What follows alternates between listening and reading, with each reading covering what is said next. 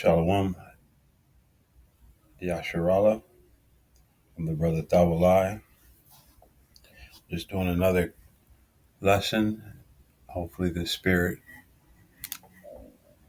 is allowing me the words to speak. Um, Title of this lesson is This is not his first rodeo. This is not his first time. So with that being said, as always, I want to begin by giving all praise, honor, and glory to Yahweh, Bahasham, Yahweh Shai, Bahasham, Rahakwadash, and double honors to the apostles, the elders, the bishops, the men of great millstone. Peace and salutations to the 144,000, the house of David, the hopeful elect, the men, women, and children scattered throughout the four corners of the earth of the hopeful elect. To you, I say shalom. So, as the Spirit has given me, a full circle, these lessons I like to think, full circle, start in the beginning and finish with the conclusion. So, we see our disclaimer, so you know that the what gets played is fair use. Not trying to make any monetary gain from it. This is just for edification purposes. With that being said, Proverbs 9 and verse 10. This is the beginning, and it says, "The fear of Yahweh, Bahasham, Yahweh Shai, is the beginning of wisdom, and the knowledge of the holy is understanding." So with that being spoken, let's get right into our lesson. We're going to go to Ecclesiasticus, Sirach 12, and we will begin at verse 10. And it reads, "Never trust thine enemy, for like as iron rusts, so is his wickedness. Though he humble himself and go crouching, yet take good heed and beware of him, and thou shalt be unto him as if thou hast wiped a looking glass, and thou shalt know that his rust hath not been altogether wiped away." So, with that being said, and I know I'm starting this lesson a little backwards, but we just want to, go back in history a little bit. So, our first stop in history is going to be Deuteronomy chapter 25 and beginning at verse 17. And it reads, "Remember what Amalek did unto thee by the way, when ye were come forth out of Egypt, how he met thee by the way, and smote the hindermost of thee, even all that were feeble behind thee, when thou wast faint and weary, and he feared not the Most High." So, as we see again, and I'm going to go in the blue letter. So we're going to get what is this same?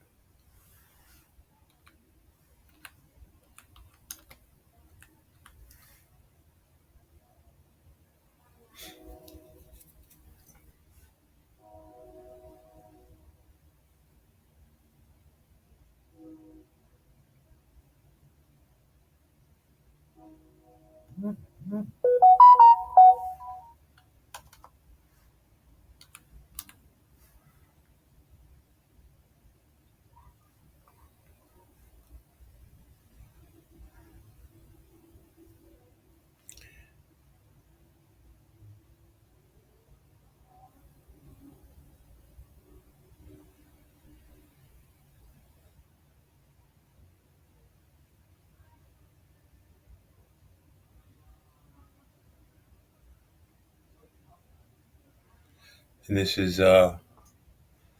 says smote the hindermost part, but Strong's H2179. Zanav. Zanav says to cut off, to attack the rear, smite the tail. So, this coward's MO, and we see even today, as there's signs to identify the true Israel, there's also, signs that identify Amalek, the true Amalekites. What were they doing? They were going off after the sick, the weary, the old, the hindermost parts of the camp, the weak. This devil has had the same MO for quite some time. And now, he's back at it again. Says he how he met thee by the way and smote the hindermost of thee, even all that were feeble, you know, behind thee, when thou wast faint and weary, and he feared not the Most High. We're going to get that.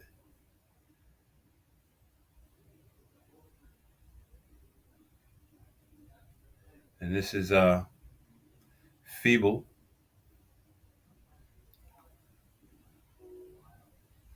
Strong's H2826. Chashel. Hashel. And sometimes I hate the way they just, give me the same word as the definition of the word. So I'm going to jump over here. We're going to type it in.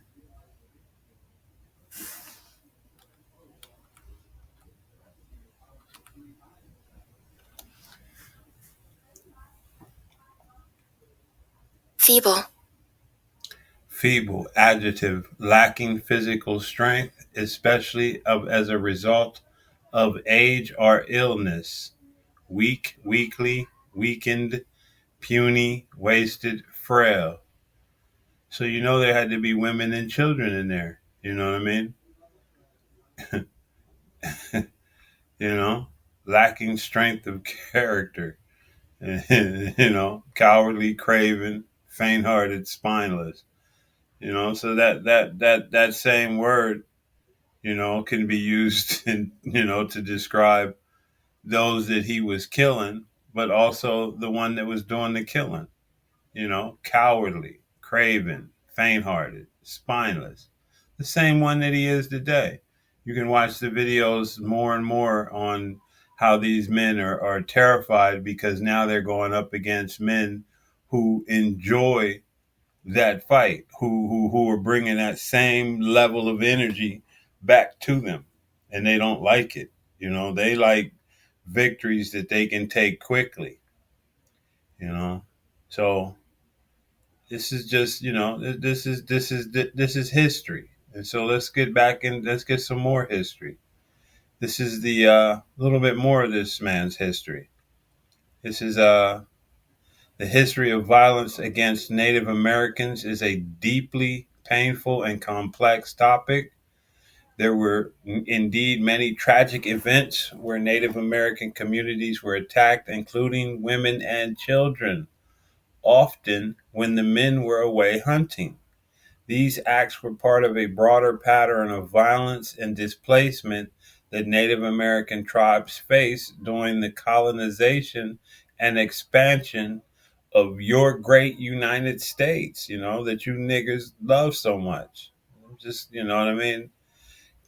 Man, one of the most infamous examples is the Sand Creek Massacre in 1864, where a peaceful village of Cheyenne and Arapaho people in Colorado was attacked by a militia, resulting in the death of many women, children, and elderly.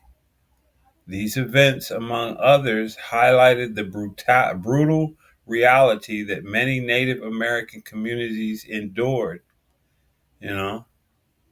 And then this devil tries to, and this is why, hey, never trust thine enemy.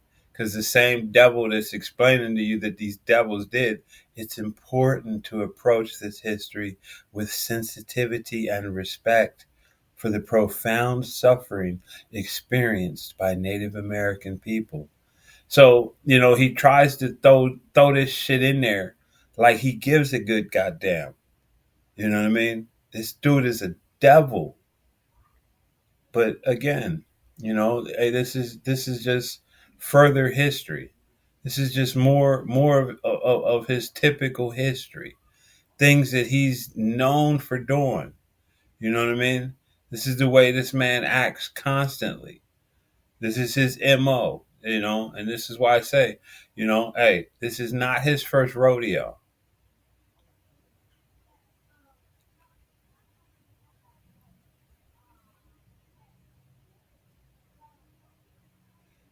Said background Treaty of Fort Laramie by the terms 1851 Treaty of Fort Laramie between the United States and seven indigenous nations, including the Cheyenne. And this is more on the Sand Creek. You know, and the Sand Creek is really just one of many. You know,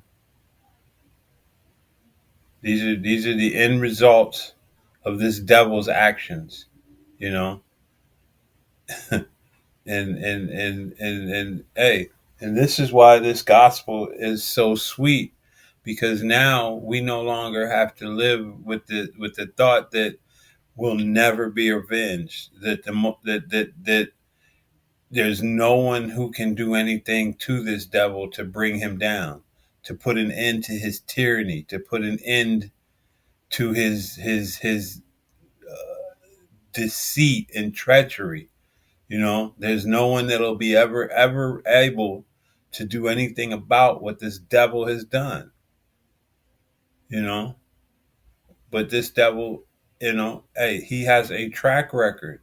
Again, it's not his first rodeo what we're seeing him do today. He has a knack for garnering sympathy for himself while, you know, carelessly and recklessly, doing to others the exact same thing that he claims is what's being done to him. You know, that number that they like to, always holler about. Oh, first it was, man, the numbers have grown since the time that it happened, to the point now where the claim is 6 million. But there's a reason why, hey, we say we don't really believe, because no people, when you look at the so-called man, when you look at the indigenous people, when you look at the so-called Negroes, who is the Negro? Who is the so-called Negro's biggest concern for? When you look at an oppressed people, a people who's been trodden down, a people who's been beaten down, a people who has been truly broken, oppressed, what is their biggest concern? What is their greatest empathy? For the salvation of the so-called oppressor.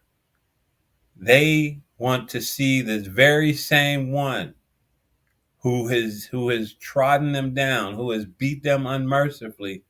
They want him to receive salvation above them. But yet these devils who claim that so much atrocity has been done to them take great joy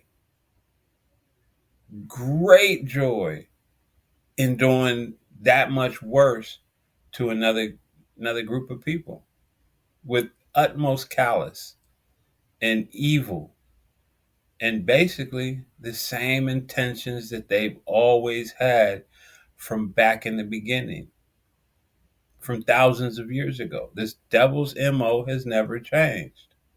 So with that being said, I want to touch this quick video.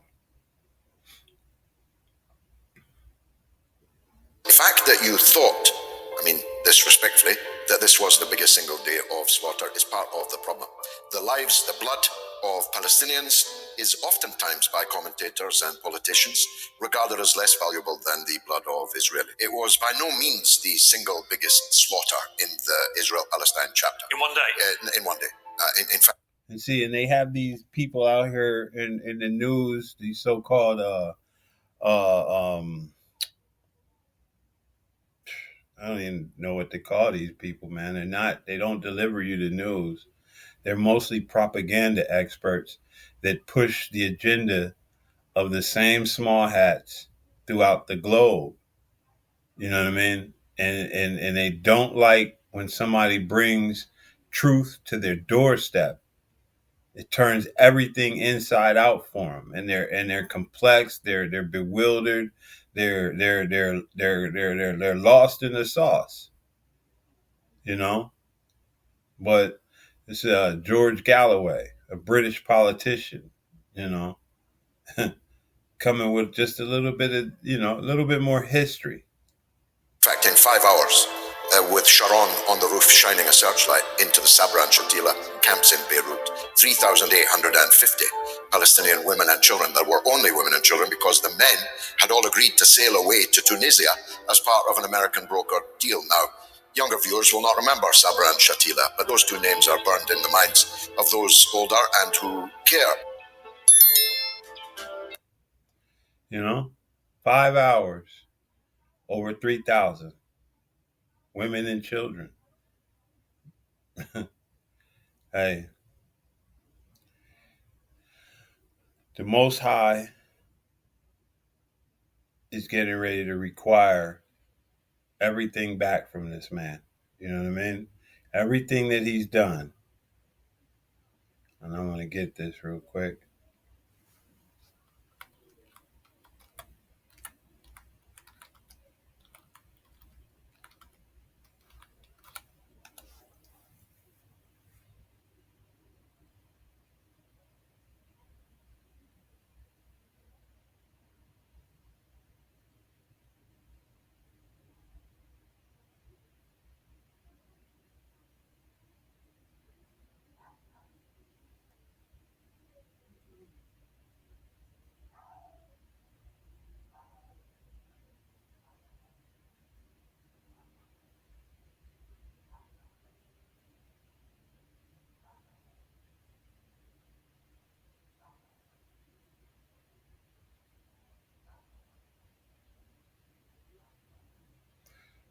Because, hey, Amalek and the rest of his brethren, Esau, Edom, a.k.a.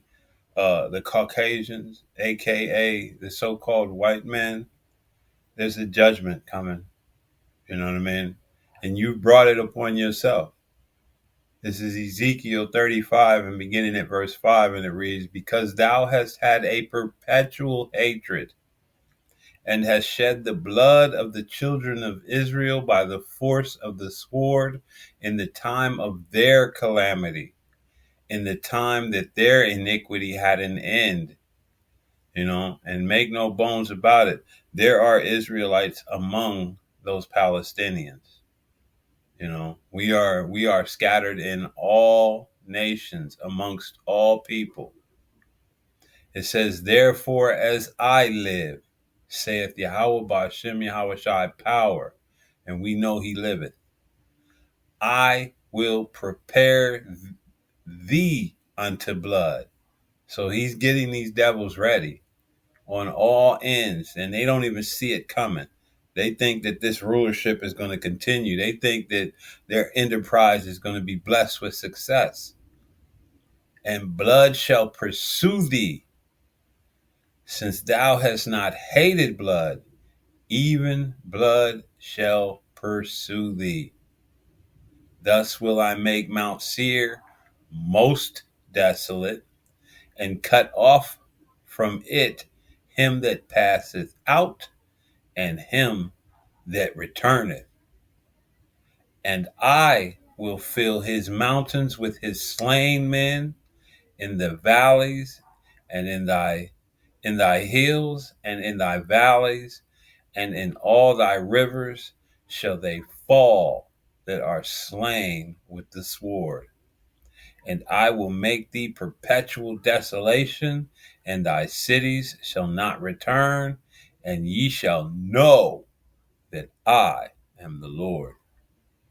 So, hey, we have a man, there's a promise made. That's a promise. And we have something to look forward to. And no, devil, we don't, man, we look forward to your judgment. You don't have none of us convinced that, oh, there should be sympathy for you. You've never shown sympathy. You've never shown mercy. So we look forward to the judgment that the Most High is getting ready to bring upon your head. Let it be so. So with that, hey, this has just been a quick lesson. Hey, it's not his first rodeo. He has been doing this for a long time. It's just another means to identify this devil and what he's capable of and the fact that he loves blood, you know. So with that, what's the conclusion? This is Ecclesiastes chapter 12 and verse 13, and it reads, "Let us hear the conclusion of the whole matter. Fear the Most High and keep his commandments. For this is the whole duty of man." And every now and again, the Spirit on me to preface it. This is the whole duty of the Israelite man. And when we're changed in that moment, in that twinkling of an eye, and New Jerusalem comes back down upon the earth, that's when all the rest of you will get this thing. And that's when all the rest of you will be charged and forced under penalty of severe punishment to keep Yahweh by Hashem Yahweh Shai's laws. So with that, I want to give all praise, honor, and glory to Yahweh Bahashem Yahweh Shai Bahashem Raha Kodash, and double honors to our apostles and elders, bishops, men of great millstone, peace and salutations to the hopeful elect, the house of David, the 144,000, and the men, women, and children scattered throughout the four corners of the earth of the hopeful elect. Once again, to you, I say, Shalom.